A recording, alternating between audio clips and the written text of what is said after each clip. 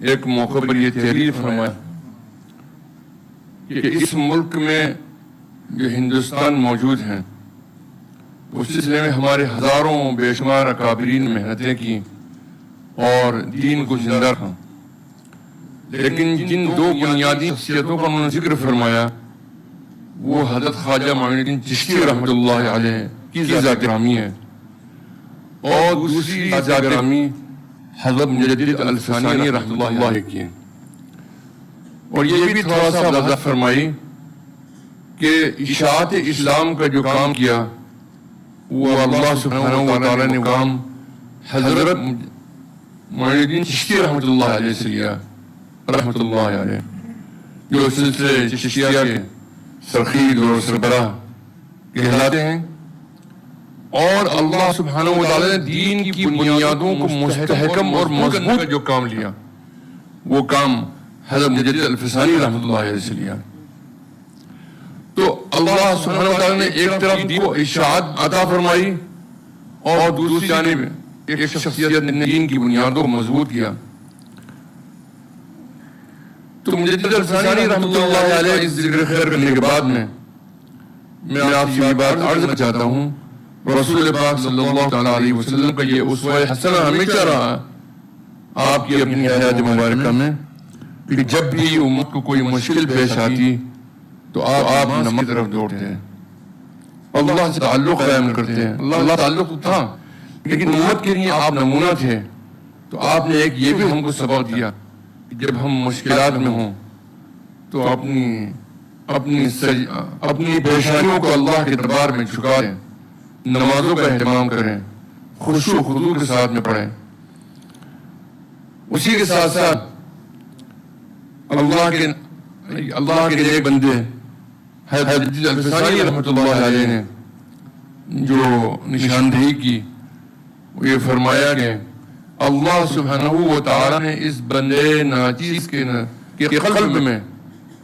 یہ القاء فرمایا کہ اگر کوئی شخص اپنے مشکل حالات میں کوئی ذاتی طور پر مبتلا ہو، اپنے مکتوبہ تحریر فرمایا کوئی امت مبتلا ہو تو اس کے لیے سب سے بہتر جمیع مقاصد دینی اور دنیاوی میں کامیابی کے لیے یہ عمل ہے کہ 500 مرتبہ روزانہ لا حول ولا قوت الا باللہ کا ورد کریں۔ سلسلہ نقشبندیہ کے ایک بزرگ انہوں نے اس میں اضافہ کیا، حضرت مولانا شاہ ہدایت علی صاحب رحمۃ اللہ علیہ نے اول آخر درود شریف 100 مرتبہ۔ تو ایک بہت لمبے عرصے سے یہ معمول مساجد میں اور انفرادی طور پر بھی ہے۔ تو میں یہ بات عرض کرنا چاہوں کہ اس وقت مسلمان کا ایک بہت بڑا طبقہ بلکہ پوری امت کسی نہ کسی درجے میں معصیتوں میں ڈوبی ہوئی ہے، سر سے لے کر پیر تک سب اپنی گناہوں سے توبہ کریں،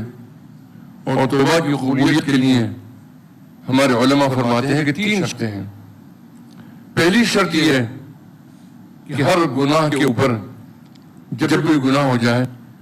تو اللہ کے دربار میں شرمندگی محسوس کرے، شرمندگی کا اظہار بھی اپنی زبان سے بھی، اور دل میں شرمندگی محسوس کرے کہ میں منہ سے اللہ کے دربار میں اپنا چہرہ دکھاؤں گا قیام کے دن۔ شرمندگی کے احساس کے ساتھ میں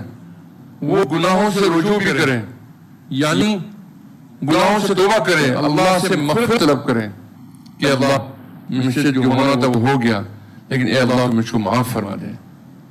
اور تیسری شرط یہ ہے توبہ کے قبول ہونے کی کہ اللہ سبحانہ و تعالیٰ سے یہ عہد کریں کہ اے اللہ مجھ سے یہ ہو گیا، میں آئندہ کے لیے عہد کرتا ہوں کہ میں یہ گناہ دوبارہ نہیں کروں گا۔ علماء فرماتے ہیں یہ تینوں شرائط اگر بیک وقت پائی جائیں گی تو اللہ سبحانہ و تعالیٰ کا فیصلہ ہے، اللہ سبحانہ و تعالیٰ توبہ کو ضرور قبول فرمائیں گے، اور توبہ کرنے والے کو اس طرح پاک و صاف کر دیں گے جیسے اس دنیا کے اندر آیا ہے۔ علماء فرماتے ہیں کہ تینوں شرائط پائی جانی چاہیے۔ تو میں یہ عرض کرتا ہوں آپ سب حضرات سے، بڑی التجا کے میں آپ سے عرض کرتا ہوں کہ ہمارے اکابرین نے جو معمولات بتائے ہیں اور حضور پاک صلی اللہ علیہ وسلم کی یہ اسوہ مبارکہ کی روشنی کے اندر جو آپ کا عمل ہم کو دکھتا ہے، ہمیں اس پر سیرت مبارکہ کا لوٹنا چاہیے۔ ہر مسلمان کو یہ فیصلہ کرنا چاہیے کہ صرف جمعے کی نماز کافی نہیں، ہر نماز فرض کو اللہ کے دربار میں حاضر ہو کر، مسجد میں حاضر ہو کر، وہ تو بات الگ ہے، لیکن جماعت سے جماعتیں پڑھی جاتی ہیں اللہ اس کو ضرور قبول فرماتا ہے۔ جماعت سے نماز پڑھنے کا ایک سب سے بڑا فائدہ یہ ہے کہ اللہ اس کو غیر حساب و کتاب میں قبول فرما لیا کرتا ہے۔ سبحان اللہ، یہ جماعت کی برکت ہے۔ اور اگر کوئی انفرادی پڑھتا ہے تو اللہ اس نماز کو ادا کرنے والے کی کیفیت کے مطابق پھر اس کو قبول کرتا ہے۔ میرے نوجوان ساتھیوں اور میرے مخلص اللہ کے دربار میں حاضر ہونے والوں کے لیے یہ بشارت ہے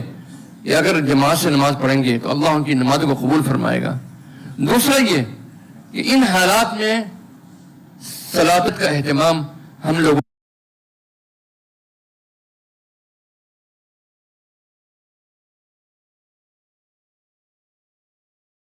کو کرنا چاہیے۔ نمبر 1، اب میری بات سن لیجیے۔ نمبر 2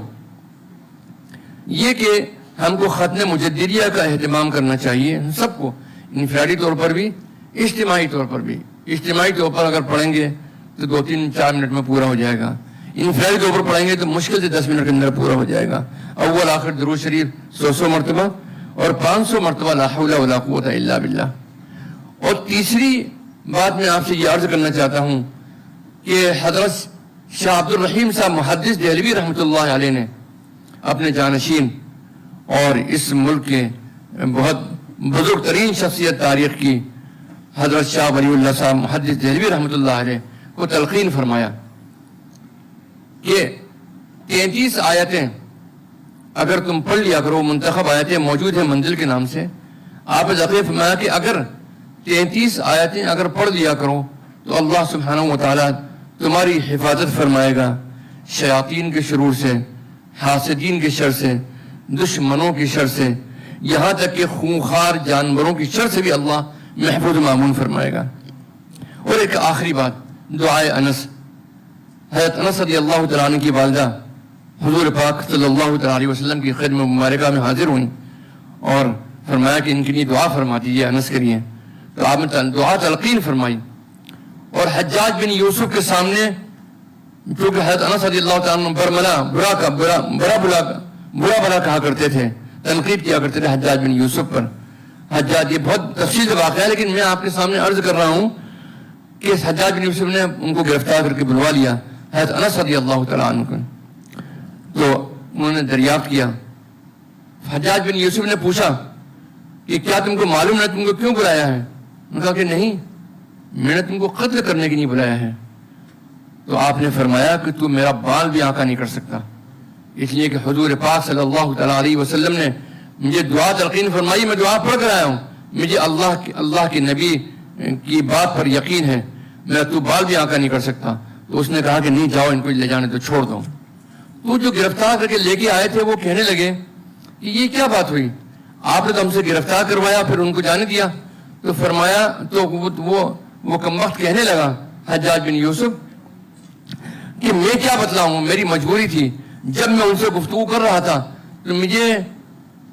حضرت انس کے کندھوں پر 2 خونخوار شیر نظر آتے تھے،